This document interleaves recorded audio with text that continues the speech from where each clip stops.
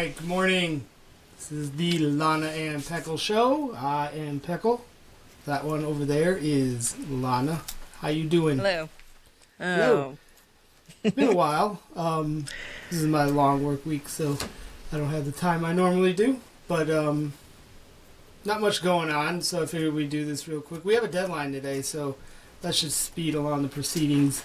Apparently your kids cannot Uber home from school. They can't walk home, what is it, 4 miles? God forbid. God, when I was a kid, uphill in snow, even in May. You know what? Funny story. I was walking home from school. I was in first grade, and it was I don't know, maybe 1.5 miles, right? And I was so preoccupied, I was kicking this can down the street, and there was this station wagon following me. Not literally. No, I really was. I was kicking this pop can down the street, or a rock, or something. I guess it is literally, not figuratively. Yes. And there was a station wagon that was following me. And, I remember my mom wrote down the license plate and the make and model and, the color and everything. Because as soon as she called me, I was, 3 houses down from my house. And she called me and I looked up and she's like, "Get your ass over here." So I started running, I don't know. And the car, immediately pulled into our neighbor's driveway and peeled out and, took off. And then, 2 weeks later, that car was found in Kankakee. Because she, like I said, she had the license plate and everything. That car was found in Kankakee, and the guy that was driving it stabbed some kid 40 times in the back. I mean, I'm not laughing. That's really not you're the one that said it was a funny story, but... Brushes with death. I mean, you can tell how long ago that happened. You're not making it up. It was an actual station wagon. That's an old story. It was a station wagon. But, who would... I mean, come on. These days, no child molester is driving a station wagon. It's just not happening. Right. It's like the Simpsons episode where...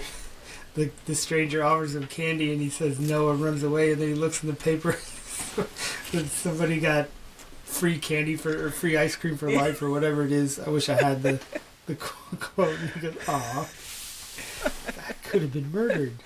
Could have avoided this whole thing of whatever it is I'm doing." Yeah. So, yeah, this is a funny story. I guess could have been murdered. Always. I was never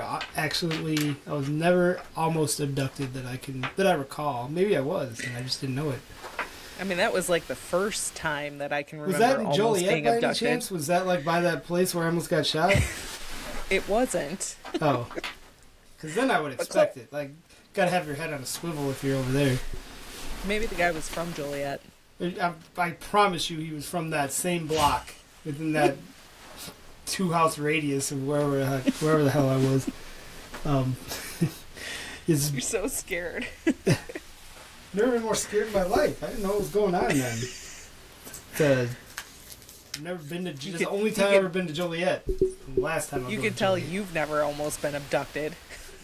Yes, I do not know how to react. Dude, I thought, do I stop, drop, and roll? Is that the protocol? I was all the protocols. This your from first school abduction? Yes, I have that shirt. It's my first abduction. It's I'm new. It's my first day.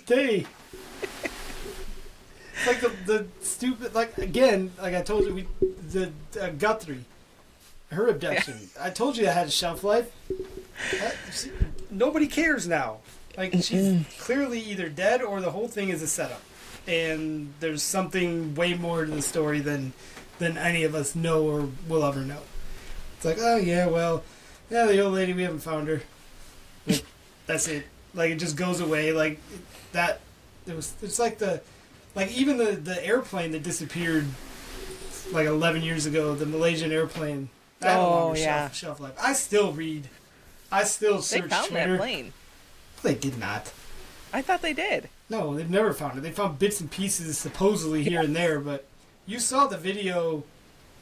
We're getting way deep into conspiracy theories, but you saw the video where the people have supposedly vetted it and said it was real, and somebody leaked it, and I don't know, but it's never come out and been proven that it's like false. But there's a video of a plane. It's a military camera of some sort because it's like infrared, and it's taking this video from like a weird vantage point, and you see the plane in the sky, and then these three orbs. They're like blue orbs. I don't know what color they are. You can't tell because it's the infrared. Blue orbs circle the plane for like a good like 15-20 seconds, and then the plane. Then all of a sudden you see like a white like zap, and it's just gone. So are you like, there's all kinds inferring of what I think you're inferring? That a lot of people think is the military government has like these teleporter orbs that they can zap people into.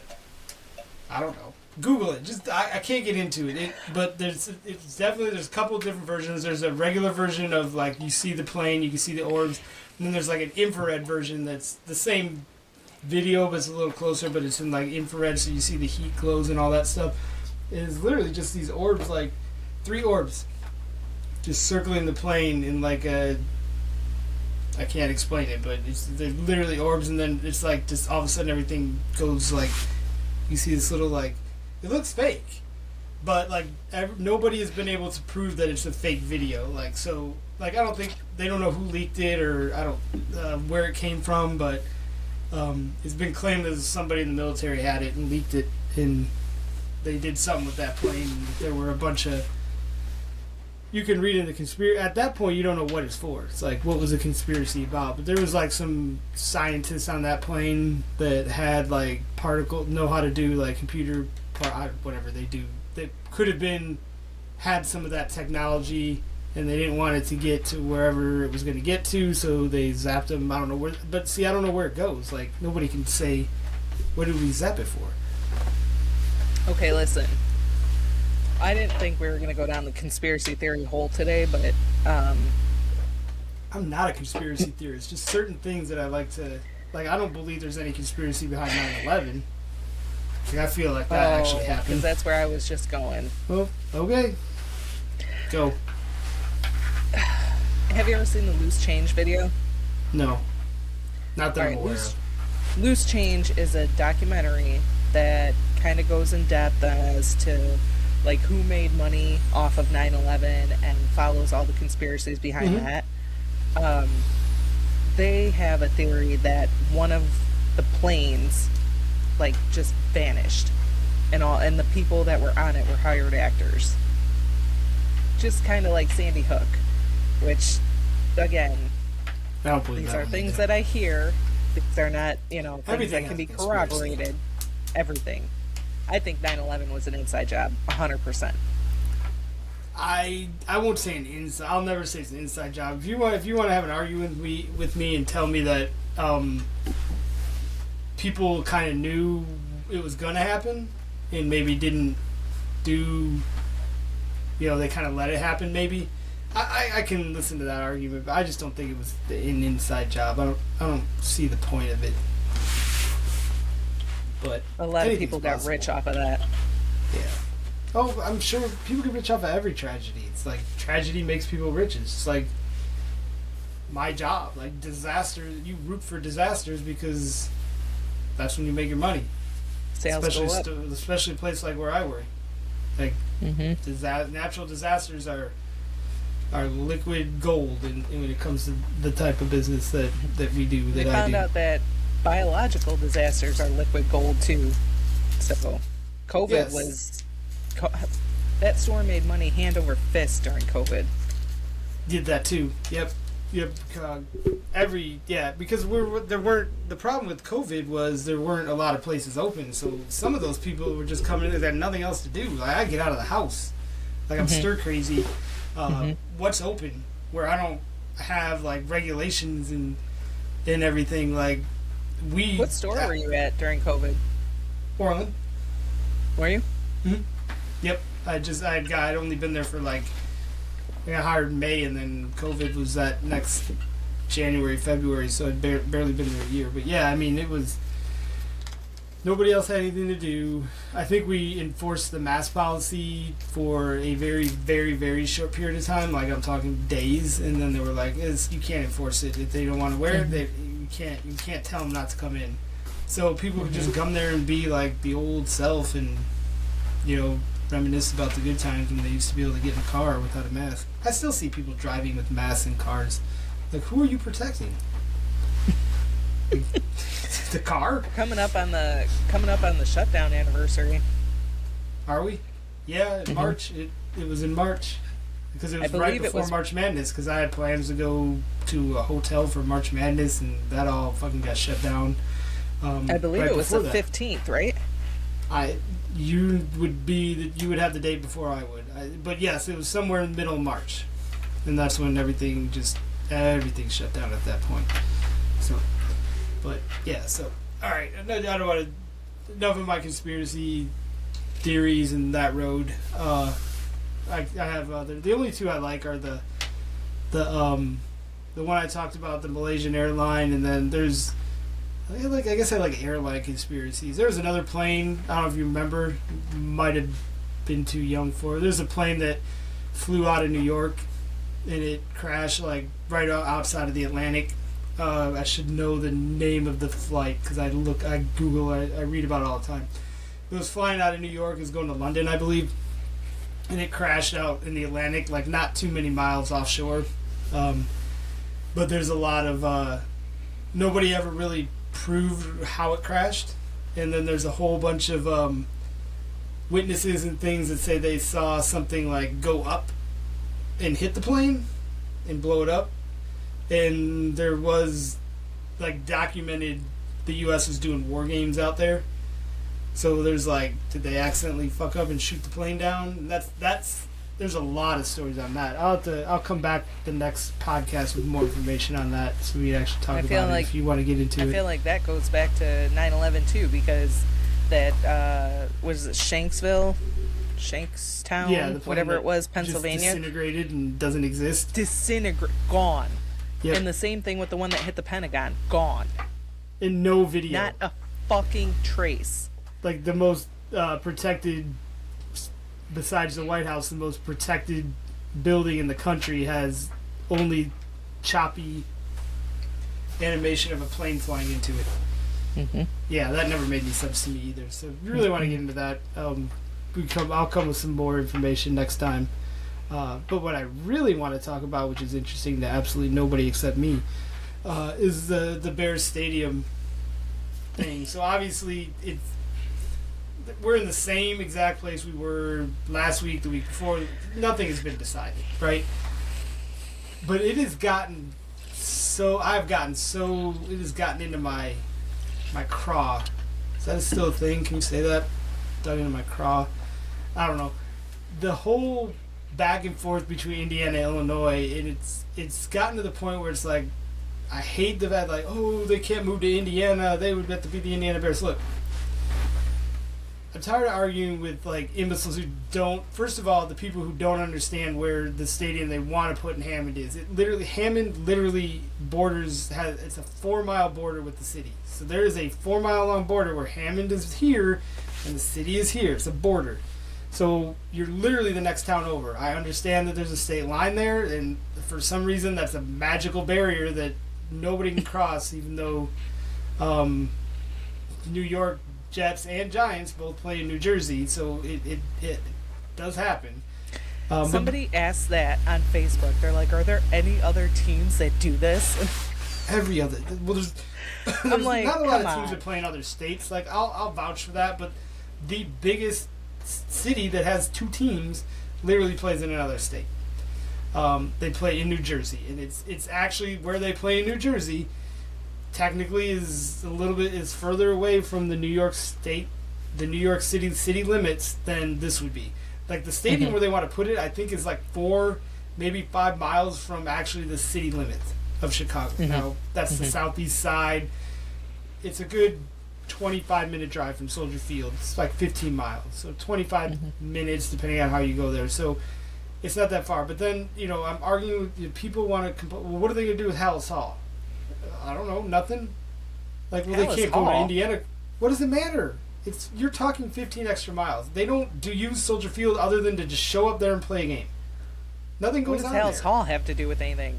That would people still are like, stay, oh, they're right? not going to move that far from Hallis Hall. I've had this argument Like, it matters. Like, 15 extra miles on game day matter. They get at, like, again, they use it for 1 day a week to show up and play. Hallis Hall being an extra 15 miles away doesn't matter.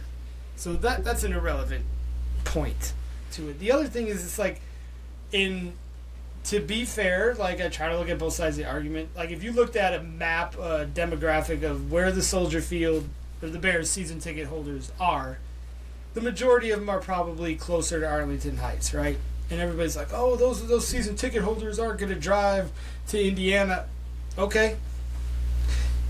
It's like, they act like it's impossible for that season ticket base that's up in the northern suburbs to, and it won't happen. People are all talk. They won't give up their season tickets. But let's just say all those people up there, the gatekeepers of north of I-88, because that's what it is. They don't believe anybody else south of 88 exists. They're the only people that count in the whole entire Chicago metropolitan area. But if they were to give up their tickets, every single one of them, let's just play devil's advocate, every single one of them would be replaced by 5 people who want to buy those tickets. And all those people would probably be from the southern suburbs. Then all of a sudden people you look who are waiting for those people to die so they can have a shot at buying season tickets. What's the wait list at now? So, it's 5-6 years probably.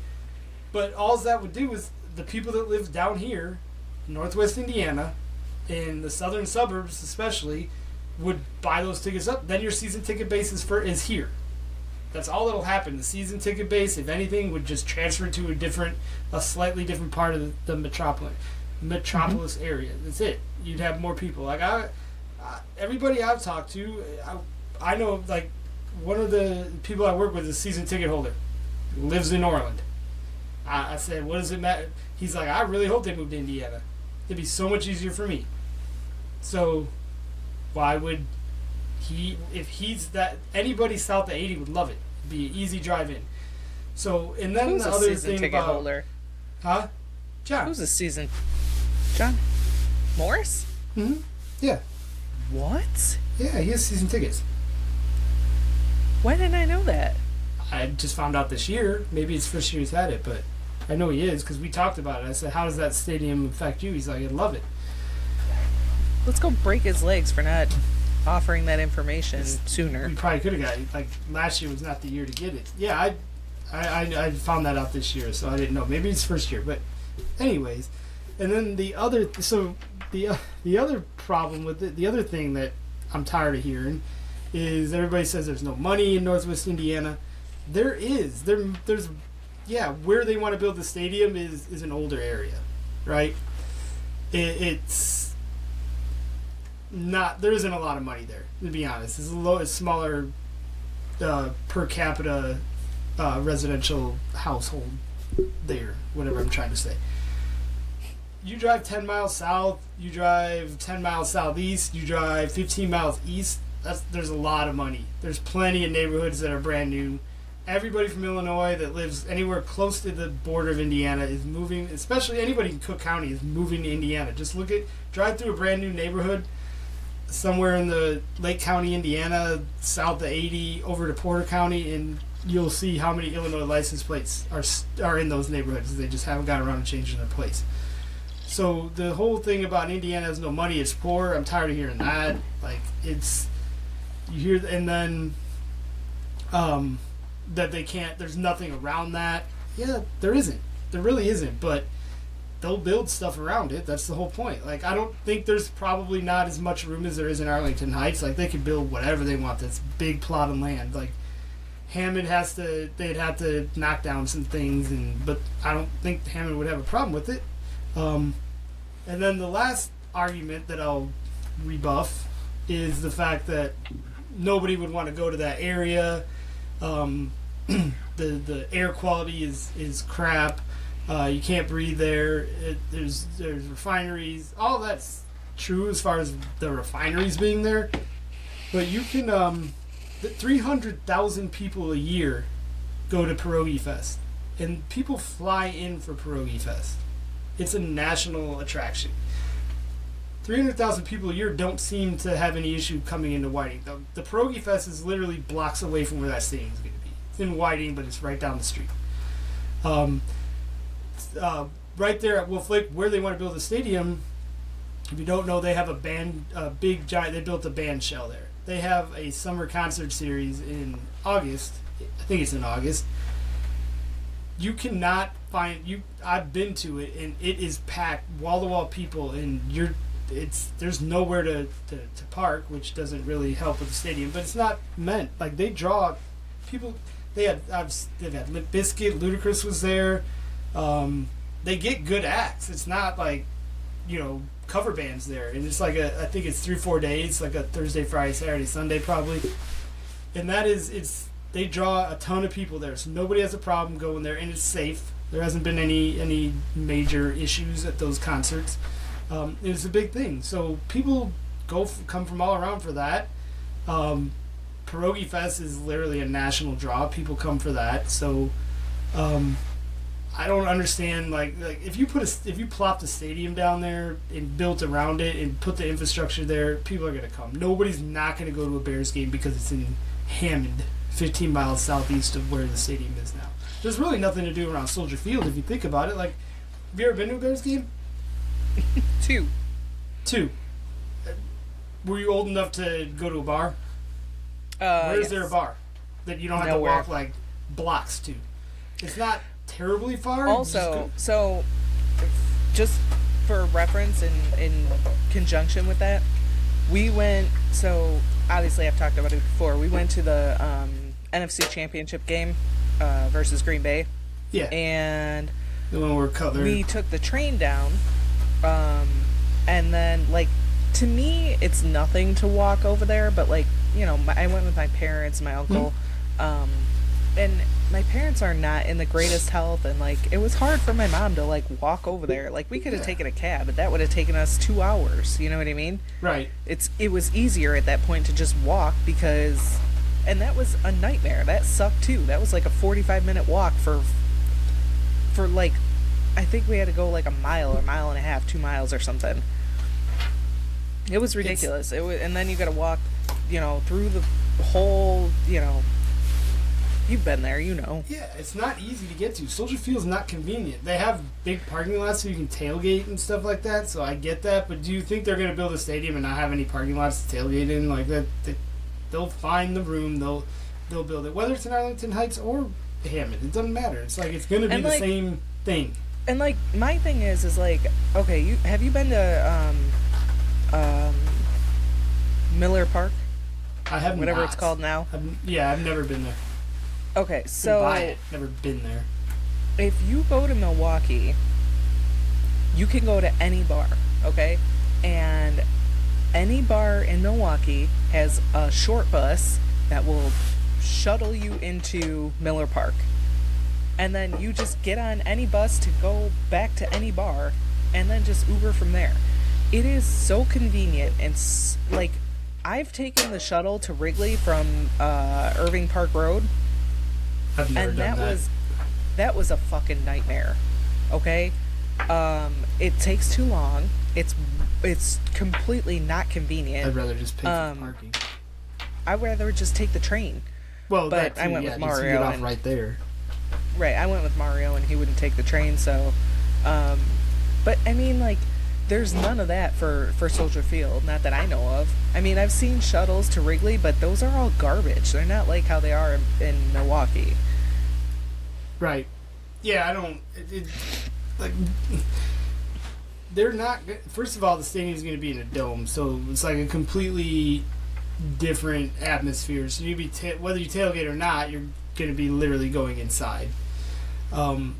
They're not going to build a stadium anywhere where they can't host a Super Bowl. So if they can't have the parking and the facilities available to do this whole thing where they can get Super Bowls and Final Fours, they're not going to do it. So they wouldn't have looked at Hammond. I still think the Gary would probably be actually the nicest one of all of them is the one at Portage, but that's too far. I don't think putting it in Portage is practical. But the site of Gary's right down the street, and it'd be right off 80. Call it Chicagoland is a stretch. Yeah, Portage it's still technically in Chicago market. Porter County still gets Chicago channels. Lake and Porter are the only two counties in Indiana outside of some of the counties in the southwest part of the state where Evansville is, because they're right on the border too. But Lake and Porter County are on Central Time. The rest of the state's on Eastern. Again, minus, I got called out. But Evansville, technically, that area down there is Central Time because Evansville borders 3 states, and those other 2 states are already on Central Time. So, the northwest corner, 2 counties in northwest, Lake and Porter, and then some of the counties in the southwest are on Central. Everybody else is on Eastern. So, it's still Chicago. It's still the metro area. Everybody, like, people who don't know think that, like, the Indiana fans are Colts fans. Like, there's as many Colts fans in this area as there are Packers fans and Lions fans and Vikings fans and name your team fans. There's not nobody up here. The majority of the fans are Bears fans or Cubs. This is Chicago market. I don't understand why it's so hard for people to understand that they moved to Hammond. Nothing is going to change. They're still going to be the Chicago Bears. They're going to be literally 4 miles outside of the city, which is closer than Arlington Heights. I've covered all this. It's just the disparaging remarks and stuff that Indiana seems to be taking on this for no reason. Like, again, just look at the mass exodus of people from Illinois into Indiana. They're all in this area. You get twice the house for half the price.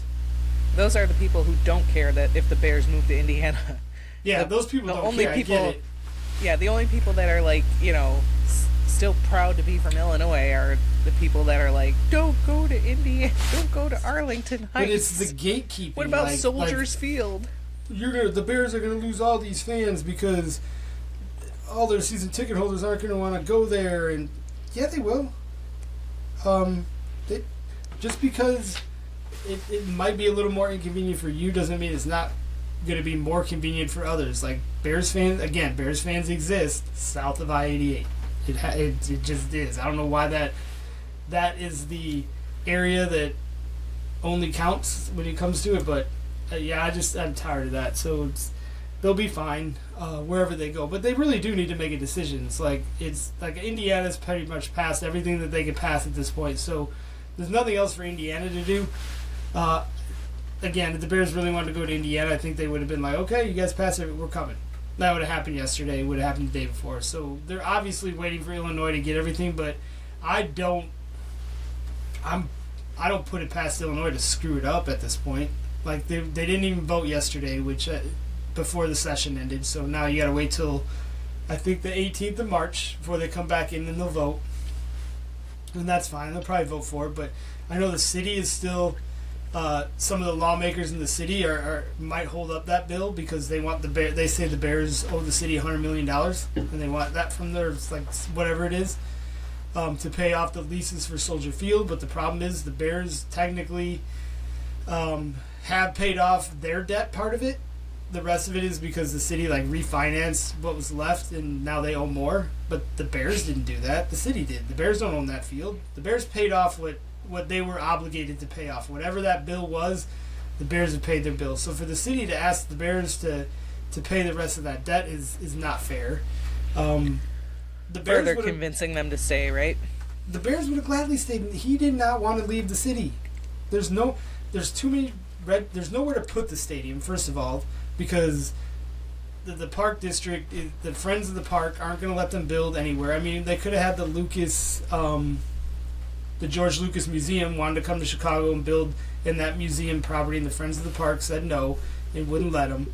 The only other place they could possibly build on is the old Michael Reese Hospital site, but there's they'd have to do a lot of soil testing there. They've got to do a lot of soil testing in Hammond to figure out if that's a safe place, but I don't think the Michael Reese spot's big enough for what they want to do. So where are they going to put it? Like, I'm sure if the city said you can have the land Soldier Field is on and do whatever you want with it, they would have leveled that thing and built a stadium there. And figured out a way to get parking and everything, but the city won't let them. The city can't do it. Park or Inglewood. Yeah, I mean, there's all kinds of neighborhoods you can level, but they're not staying in the city. So the city can. But again, like, I don't understand the whole thing. It's like all of a sudden Illinois is ready to pass laws and stuff. It's been 3 freaking years. 3 years. Like, what are you waiting for? Like, now all of a sudden it's a priority? It hasn't been a priority for 3 years. You've basically been telling the Bears to go get fucked. And we'll get to it when we get to it. We're busy. That's exactly what they were telling the Bears. So the Bears went and found another answer.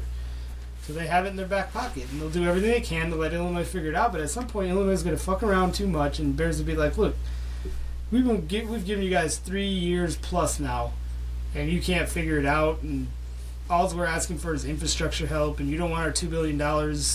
They would be giving it to the state, but you don't want us to put a $2 billion complex in Cook County and build hotels and all the other amenities that go around with it. And you don't want us to do that because you won't give us property taxes, a surety, and or help us with infrastructure." Like, people don't understand what the Bears are asking for. It's like the Bears can't just go put a stadium in Arlington Heights and then pay a bunch of like construction companies, "Oh, can you go tear up Arlington Heights Road? We want that to be a 6-lane highway now." Like, a private business can't just go ripping up roads and redesigning it without the state. If I know you're talking $1 billion businesses and $1 billion projects and stuff like that, but I just plot my stadium down there and be like, "Fuck you. You want to help with infrastructure? These 2-lane highways? Good luck.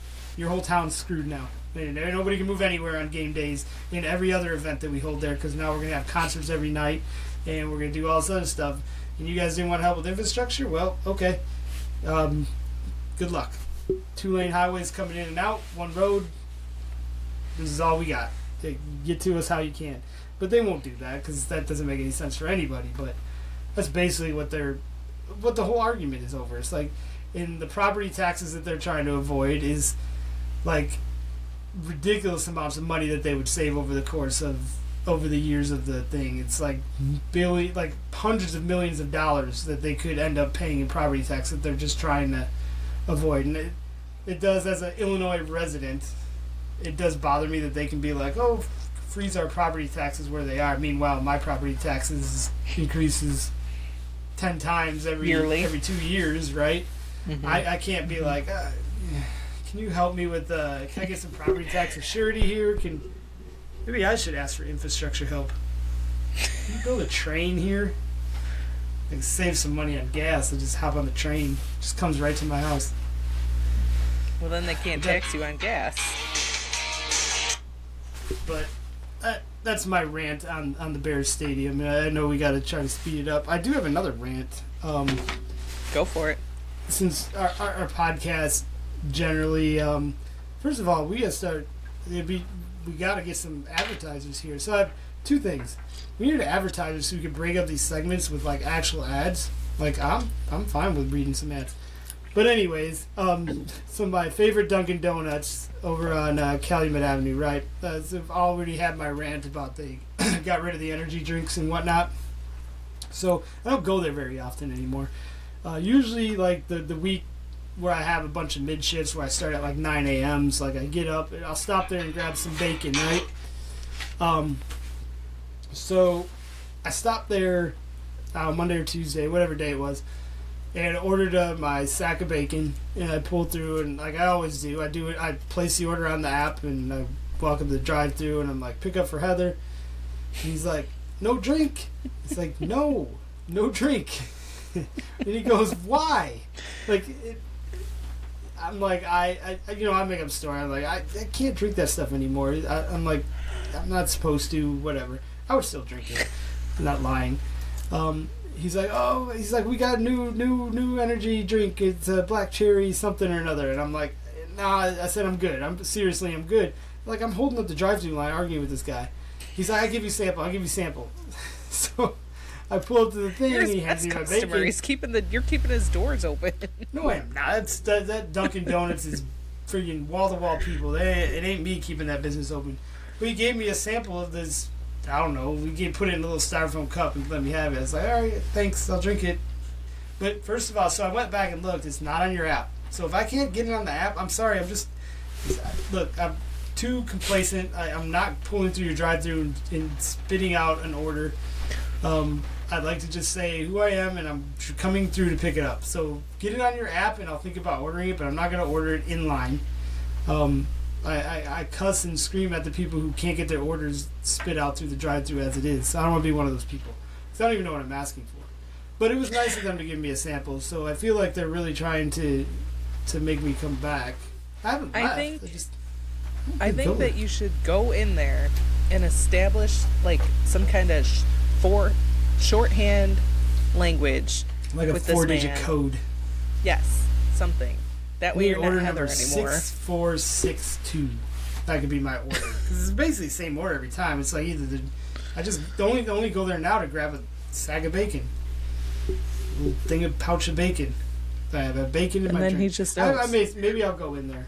They probably would like to see me. 6462 for just bacon, and then like 6461 for bacon and drink.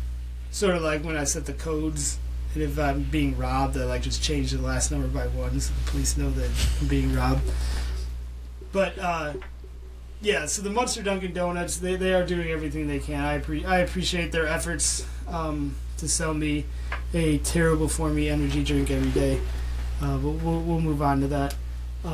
I'll let you know if I stop in there. Maybe I will stop in there and I'll update it. And I'll give them another shout out. Munster Dunkin' Donuts, the one on Calumet north of Ridge, is like 8235. If anybody's listening, there's multiple Dunkins in Munster. Don't go. The one on the south side is fine, but the north side, they are fast. 37 people could be in that line. You're still through that line in 5 minutes. I don't know how they do it, but they're fantastic. So whatever they're doing, they should keep doing. They are great, and they're very nice and friendly. So, and then the other rant I have that I wanted to hit before we get into one last thing before we go. So we always divulge into some sort of toilet talk on this podcast for whatever reason. That another issue. So like I'm sure I've talked about it before, and every man has talked about it. If there's 3 urinals in the men's bathroom, you don't go to the middle urinal when you're the only one in there. It's just not the protocol. Like, it should be written on the door. It's like a unwritten code. Like, why would you pick the middle one? Pick on either side. Like, if there's multiple people in there, I get it. Or if I'm at the left one, you don't go to the middle one. It's just creepy and awkward. It's like, there's no reason to be that close to me. That's not why I came here. There's been this, like, and I've noticed it more and more as life is going on. So if I have to use the bathroom at work or any public place, let's just say any public place, because I don't know if these people actually work there, because I'm not looking. But if I have to go into a stall at a public place, like, I don't want anybody to know I'm in there. Like, I gotta go in there because it's an emergency. Like, I didn't plan this. This wasn't on my agenda for the day. Something happened. I gotta get in there. Let me get in and out of there. Nobody needs to know. I will not even come out of that stall until I know that there's nobody in the bathroom. Right? And this goes for being at work anywhere. But not like I hear it all the time. I'll walk in there and there's somebody in the stall playing music or talking loud on their phone or listening to watching videos or on TikTok. I'm like, bro, like, Okay, listen. There's got to be an etiquette there. Like, sit in the bathroom, do your business, and get out of there. Why are you watching? Why am I listening to your music? I have never experienced that before, like I have in Orland Park, and I don't know what kind of disgusting that's the only place I've seen trash balls. Literally, what kind of disgusting trash balls are like in Orland Park? The Pace bus drivers. You know, yes. I hate to call people out, but the Pace bus drivers every fucking morning at 6 a.m. are going in there to take a shit and talk to their boyfriend. Okay, so, and that's women. Probably who it is. Like, I'm not looking to see who's in there, right? I'm not looking under the stall and like, shut up. Like I don't care. I don't care if you're talking, but like, you're literally, whatever you ate is like Montezuma's revenge coming out of Satan's asshole, and like, they're sitting there like having a normal conversation, like, yeah, I can't wait to see you later too, and blah blah blah. Right? How do you do that? Nobody needs to see you. Go home and take a shower. Who's doing that and sitting on the phone listening to, like, you know, Ludacris on the phone, like, jamming around? How do you not hear that? How do you not hear that when you're on the other line? Like, I know when Mario's in the bathroom. Well, you know when somebody's in the bathroom, it just echoes, like, period, point blank, if you're talking to somebody. It's weird. Yeah. Like, that doesn't make any sense. Like, what are you playing music for? How is that who are these people that are okay with like if I hear somebody in the bathroom, I'm like, hey, are you in the bathroom? Like, do you need to call me back? Yes, no big deal. I don't want to be talking to you while you do your business. Do it. Right. Get out. Why are your pants off when you're talking to me? Or why do I know about it? Because now I know. Like if you're talking to me at home. Now I got to think about you with your pants off when you're talking to me. You can get away with that if you're in your home bathroom, right? Because, for the most part, it doesn't echo. You can. Like, a home bathroom isn't going to echo, as long as you're not, like, straining muscles to do something. Look, yeah, exactly. I'll call people when I'm at work, and I'll be like, so-and-so page me at whatever, and I'll pick up the phone, and I know they're in the bathroom when they're talking to you. Because I hear the echo. Call me back. I ain't need to talk to you right now. Click. Like, I don't want to know, but, okay, who so, goes in there? I would, in my position, when I worked there, in my position, a lot of my employees didn't carry phones on them because they just didn't. They were not going to. So the only way to communicate with them would be through my cell phone. So I'd call them if I needed them immediately, and they would always answer, and they'd always be in the shitter. Don't answer. Why? Like, if you don't answer, I know where you're at. That's what I've told people. It's like, look, if I call you... Or text back and be like, hey, I'm in the bathroom right now. Okay, no problem. See me when you get out. No problem. Yeah, I don't get it. That's just I've noticed it the last couple of days especially. I've walked in there twice in the last 2 days just to go pee, and there's somebody in there like listening to like MTV jams on their phone or whatever. It's all just constant music. Like, I'm in there. Now that's what I call music. Yes. They got a Walkman in there, an old portable CD player. They got to pull out they bring the whole bag in there, but like literally, like, I don't understand the point of music. Like, are you in there to relax, or it's a job? It's like a job. It's not supposed to be fun. Like, trust me, I spend a lot of time in the bathroom reading and stuff like that, but that's here, at home, right before I get in the shower or whatever. Like, I'm not gonna if I have to go in there, it's because something has gone terribly wrong.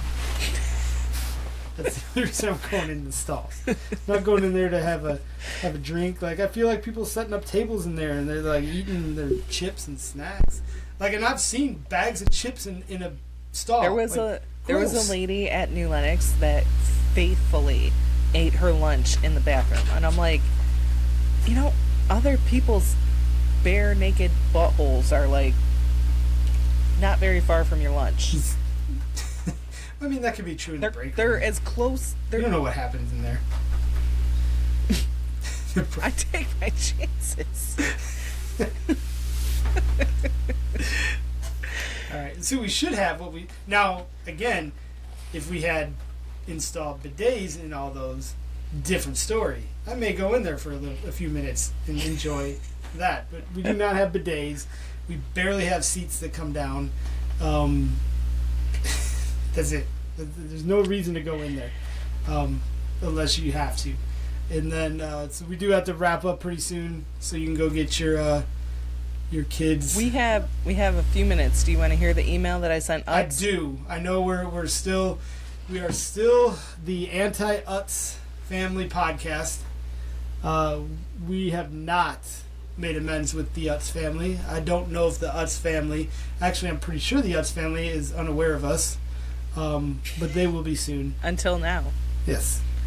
All right, so I don't really know why I'm rating this and why you're not rating this, so I just kind of made a little... I just rant. That's why nothing ever happens.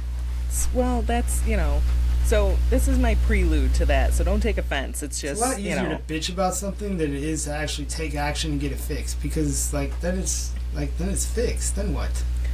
Hello, my name is Lana. I'm writing to you on behalf of my dear friend who loves your product too much to confront you himself. He is very busy at work and therefore does not have the time or energy to bring this to your attention.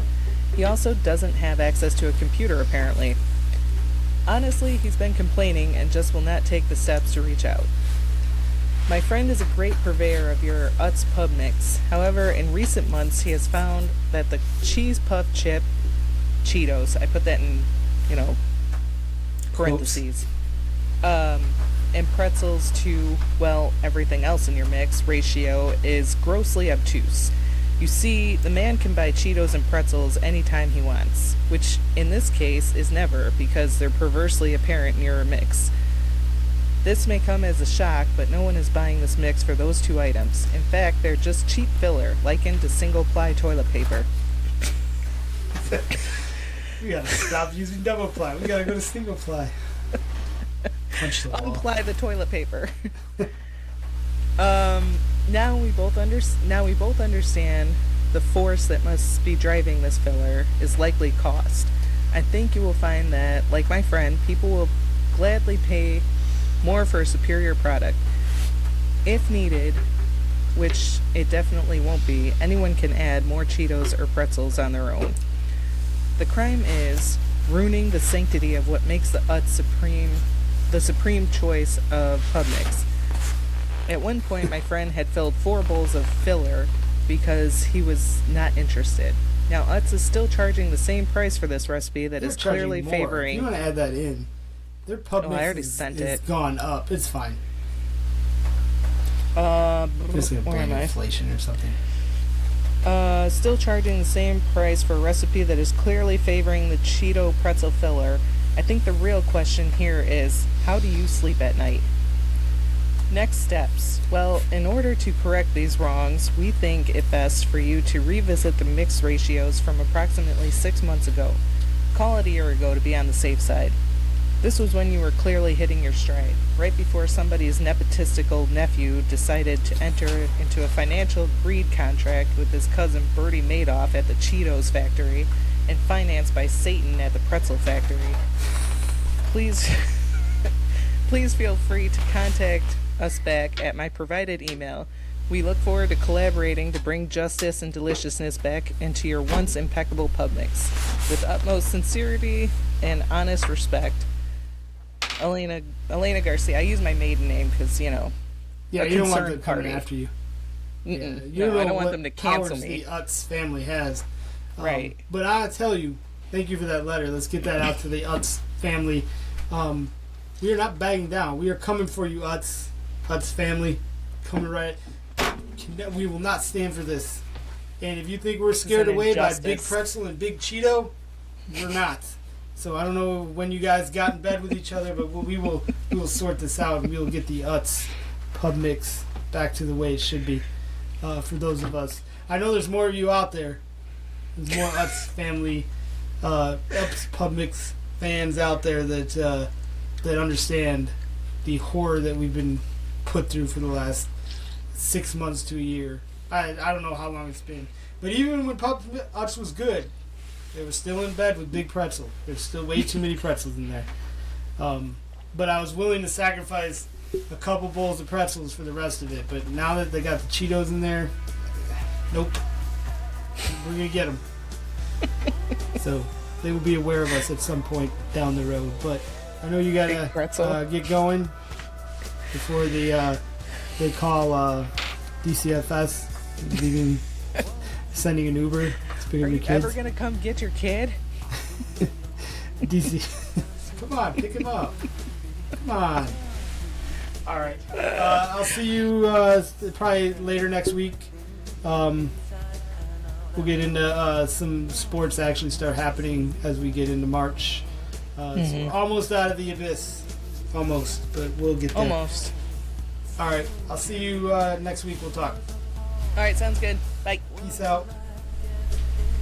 Screw you, Utz. And your whole family. Pretty sure they have something to do with the Guthrie kidnapping. Alright. And I think, fuck you.